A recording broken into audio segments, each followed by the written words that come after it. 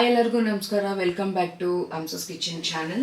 ಇವತ್ತಿನ ವಿಡಿಯೋನಲ್ಲಿ ನಾನು ಹೆಲ್ದಿ ರೆಸಿಪಿ ತೋರಿಸಿದ್ದೀನಿ. ಅದೇ ಹಲಸಿನ ಹಣ್ಣಿನ ಬೀಜನ ನಾವು ಹಲಸಿನ ಹಣ್ಣು ತಿಂದು ವೇಸ್ಟ್ ಮಾಡ್ತೀವಿ. ಆದರೆ ನಾನು ಈ ರೆಸಿಪಿನಲ್ಲಿ ಈ ಬೀಜನ ಇಟ್ಕೊಂಡು ಲಡ್ಡು ರೆಸಿಪಿ ತೋರಿಸಿದ್ದೀನಿ. ಈಗ ಬನ್ನಿ ಹೇಗೆ ಮಾಡೋದು ಅಂತ ತೋರಿಸ್ಕೊಡ್ತೀನಿ ನೋಡಿ. ಈಗ ಸ್ಟವ್ ಆನ್ ಮಾಡಿಕೊಂಡು ಒಂದು ಪ್ಯಾನ್ ಇಟ್ಕೊಂಡಿದ್ದೀನಿ. ಈಗ ಇದಕ್ಕೆ ಒಂದು ಬೌಲ್ ಆಗುವಷ್ಟು ನಾನಿಲ್ಲಿ ಹಲಸಿನ ಹಣ್ಣಿನ ಬೀಜ ತಗೊಂಡಿದ್ದೀನಿ. ಇದನ್ನ ಡ್ರೈ ರೋಸ್ಟ್ ಮಾಡ್ಕೊಳ್ಳೋಣ.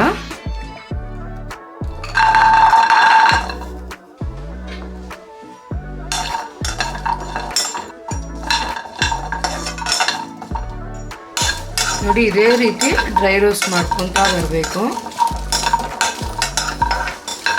ಇದೊಂದು ಹೆಲ್ದಿ ರೆಸಿಪಿ. ಇದರಲ್ಲಿ ಪ್ರೋಟೀನು, ಐರನ್ ಕಂಟೆಂಟ್ ತುಂಬ ಇರುತ್ತೆ. ನೀವು ಕೂಡ ಮನೆಯಲ್ಲಿ ಟ್ರೈ ಮಾಡಿ ಈ ರೆಸಿಪಿನ.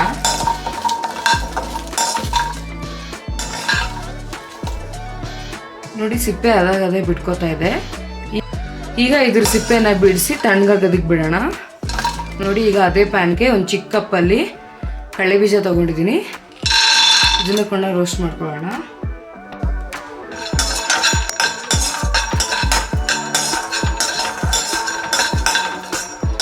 ಇದು ಕೂಡ ರೋಸ್ಟ್ ಆಗಿದೆ. ಈಗ ಇದನ್ನು ಕೂಡ ಕೂಲ್ ಆಗೋದಕ್ಕೆ ಬಿಡೋಣ. ಈಗ ನಾನಿಲ್ಲಿ 20 ಬಾದಾಮಿ ತೊಗೊಂಡಿದ್ದೀನಿ. ಇದನ್ನು ಕೂಡ ರೋಸ್ಟ್ ಮಾಡ್ಕೊಳ್ಳೋಣ. ಇದು ತುಂಬ ಹೊತ್ತೇನು ಬೇಡ, ಸುಮ್ಮನೆ ಬೆಚ್ಚಗಾಗುವಷ್ಟು ಮಾತ್ರ ಫ್ರೈ ಮಾಡ್ಕೊಳ್ಳೋಣ.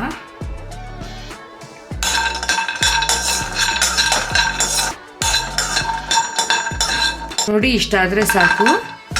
ಈಗ ಇದನ್ನು ಕೂಡ ತೆಗೆದಿಟ್ಕೊಳ್ಳೋಣ.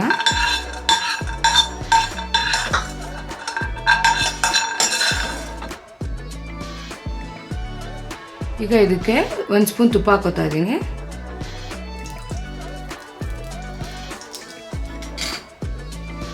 ಈಗ ಇದಕ್ಕೆ ಒಂದು 5 ಸ್ಪೂನ್ ಆಗುವಷ್ಟು ತೆಂಗಿನಕಾಯಿ ಹಾಕೊಳ್ಳೋಣ.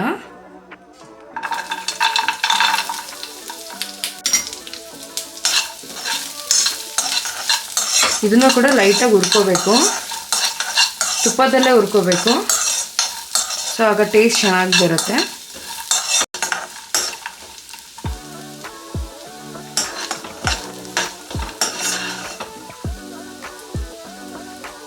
ಈಗ ಇದನ್ನು ತಣ್ಣಗಾಗಕ್ಕೆ ಬಿಟ್ಟು ರುಬ್ಕೊಳ್ಳೋಣ. ಬನ್ನಿ ಹೇಗೆ ರುಬ್ಕೊಳ್ಳೋದು ಅಂತ ತೋರಿಸ್ಕೊಡ್ತೀನಿ.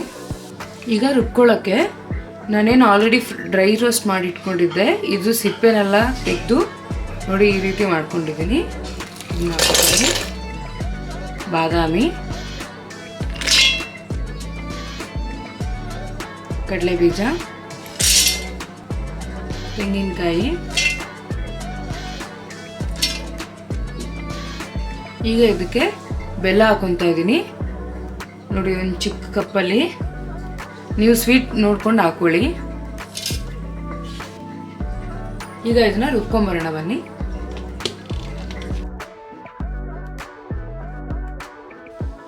ನೋಡಿ, ರುಬ್ಬಿರೋದು ಈ ರೀತಿ ಬಂದಿದೆ.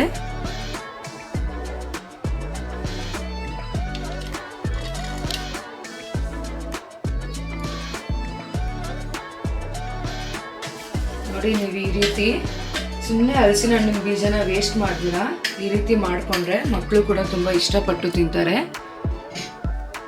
ಈಗ ಇದನ್ನ ಉಂಡೆಗಳಾಗಿ ಮಾಡ್ಕೊಳ್ಳೋಣ. ನೋಡಿ, ಆಲ್ರೆಡಿ ಸಾಫ್ಟಾಗಿರುತ್ತೆ. ನೀವೇನು ಹಾಕೊಳ್ಳೋ ಅವಶ್ಯಕತೆನೇ ಇಲ್ಲ. ನಿಮಗೆ ಯಾವ ಸೈಜ್ ಬೇಕೋ ಆ ಸೈಜ್ಗೆ ಇದನ್ನು ಉಂಡೆ ಮಾಡಿಕೊಂಡ್ರೆ ಆಯಿತು. ಲಡ್ಡು ರೆಡಿ ಆಯಿತು.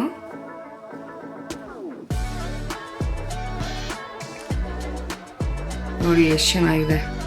ಇದು ಪರ್ಫೆಕ್ಟಾಗಿ ಬಂದಿದೆ. ನೀವು ಕೂಡ ಈ ರೆಸಿಪಿನ ಟ್ರೈ ಮಾಡಿ ಮನೆಯಲ್ಲಿ. ಮಕ್ಕಳು ತುಂಬ ಇಷ್ಟಪಟ್ಟು ತಿಂತಾರೆ. ನಿಮಗೆ ಈ ರೆಸಿಪಿ ಇಷ್ಟ ಆಗಿದ್ರೆ ನಿಮ್ಮ ಫ್ಯಾಮಿಲಿ ಫ್ರೆಂಡ್ಸ್ಗೆ ಶೇರ್ ಮಾಡಿ, ಲೈಕ್ ಮಾಡಿ, ಸಬ್ಸ್ಕ್ರೈಬ್ ಮಾಡಿ. ಬನ್ನಿ ಈಗ ಸರ್ವ್ ಮಾಡ್ಕೊಳ್ಳೋಣ. ಈ ಹೆಲ್ದಿ ರೆಸಿಪಿನಲ್ಲಿ ಐರನ್ನು, ಪ್ರೋಟೀನು, ವಿಟಮಿನ್ನು ಎಲ್ಲ ರೀತಿಯಾದಂಥ ಪ್ರೋಟೀನ್ ಅಂಶಗಳಿವೆ. ಸೊ ನೀವು ಕೂಡ ಮನೆಯಲ್ಲಿ ಟ್ರೈ ಮಾಡಿ. ಈ ರೆಸಿಪಿ ಹೇಗೆ ಬಂದಿದೆ ಅಂತ ಕಮೆಂಟಲ್ಲಿ ತಿಳಿಸಿ. ನಿಮಗೆ ಈ ರೆಸಿಪಿ ಇಷ್ಟ ಆಗಿದ್ರೆ ನೀವು ನಿಮ್ಮ ಫ್ಯಾಮಿಲಿ ಫ್ರೆಂಡ್ಸ್ಗೆ ಶೇರ್ ಮಾಡಿ, ಲೈಕ್ ಮಾಡಿ, ಸಬ್ಸ್ಕ್ರೈಬ್ ಮಾಡಿ.